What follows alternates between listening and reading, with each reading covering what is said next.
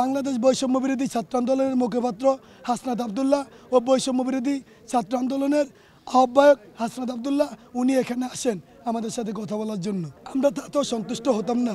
আমাদের মূল লক্ষ্য ছিল ডক্টর ইউনূস। আমরা সন্তুষ্ট হয়েছি কেন?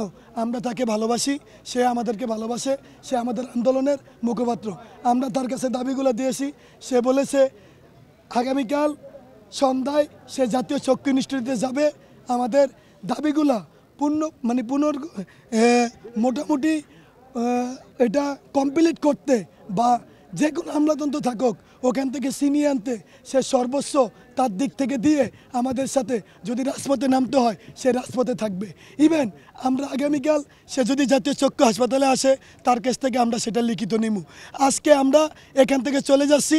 আমরা এই যমুনা ঘেরাও করা মানে বাংলাদেশ ঘেরাও করা।